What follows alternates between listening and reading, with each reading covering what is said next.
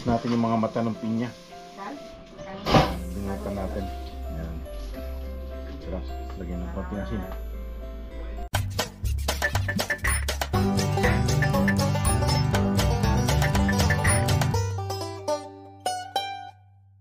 Yeah, boy. Yan mga kabayan, tingin tayo ng sa Toyota dealership ng BZ4X. Tignan ko lang bago tayo mag-commit. Dami din mga used cars. Ayan yung mga nakipag-trade, I guess. Tignan natin yung BZ4X ba? RAV4. Yan, RAV4 na. HEV. Nice.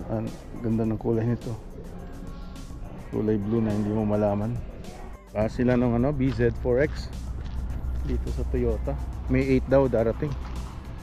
Tapos tinanong ko kung pwedeng test drive eh. Sabi niya I might get sold by then. So but tawagan niya ako kung gusto ko i-test drive. Yan. Dito sa Prince George. Pasukan na ngayon eh. Nagpa-off ako ngayon dahil nga baka magpalit ako ng gulong mamaya. Tsaka mag-renew ako ng insurance. Tapos pumunta tayo ng Toyota para magtanong ng electric vehicle. Wala naman sila. So hintayin natin lang na magkaroon. Tatanong ko sa insurance kung transferable itong pagka na-renew ko siya, pagka magpalit tayo, o kaya i-buyback ko na lang yung from lease para medyo makatipid tayo. Centralize yung niya, ang renewal ng car insurance niya. Hindi kagaya sa Ontario, private. Dito run by provincial government.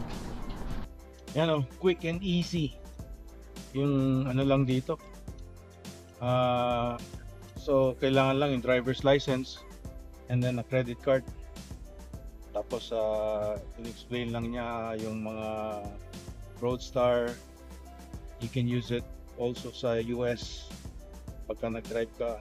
So yung mga pag nag-rental ka, hindi ka na kailangan bumili ng private nila, insurance nila sa rental. Yung mga extra yun.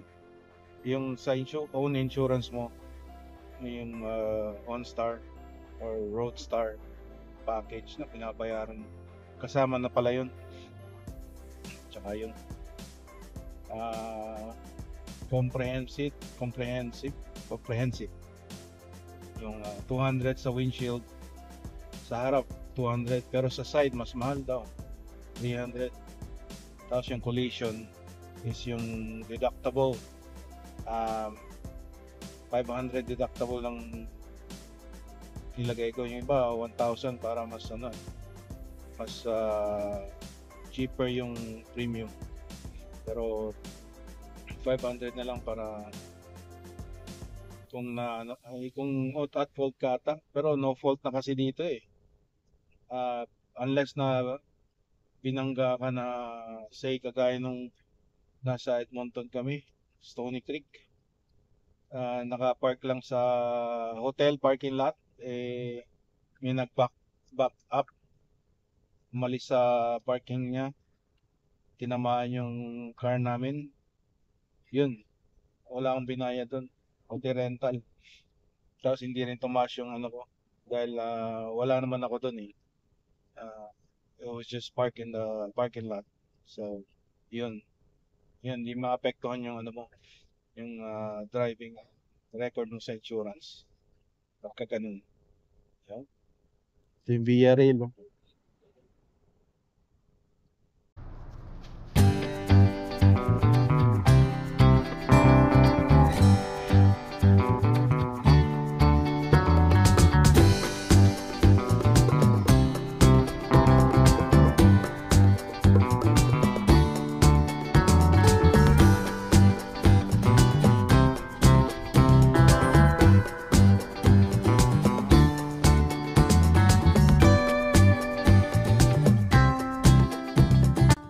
In the afternoon, magpalit tayo ng gulong dito. Pag nasa rim na is lang naman $44. Dati nga mas mura. 39 plus tax 44, so gawin natin 50 bucks palit yung apat na gulong na may rim. Kailangan may rim na, otherwise kung walang rim $90 ata sa apat. Ganyan. Homeless ata, I think.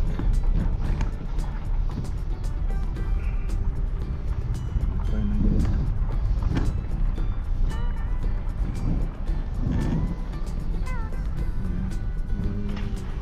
Pila.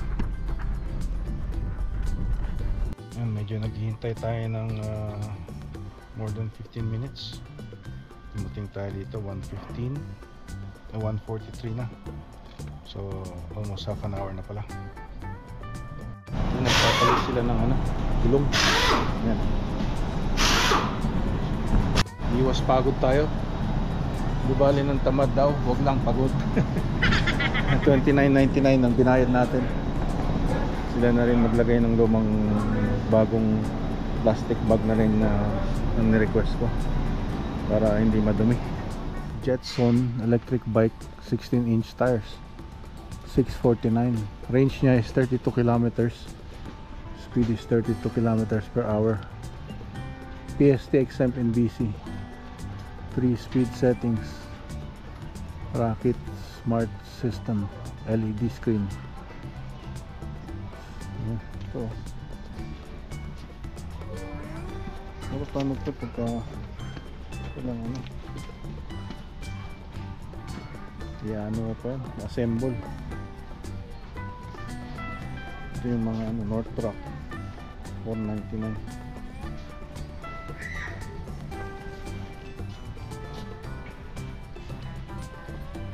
Yan mga kabayan, tingnan natin to, unbox. 179 with tax, 159.99 sa Costco. Tapos yan.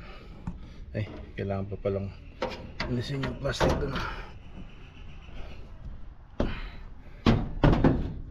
Buksan natin to. Time to update. Sira na. 3 years pa atang ginamit yung luma. Ayun. Bumili tayo ng 20 pound, 50 bucks yung propane tank, tapos 17.19 yung pag fill up. Subtotal is 67.18, tapos yung tax is 6.86, 7404 lahat. Ayan, ito ang ginagawa nila.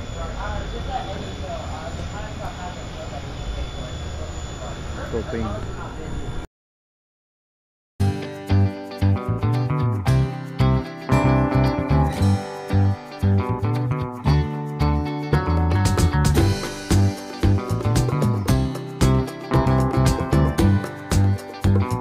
The next day. Good morning. It's Tuesday. Ayan mga lumber dito sa North BC. Ayan, isa sa mga mill. Ayan yung mga dito. Ang heart ng economy is lumber dito sa British Columbia. Mga logs.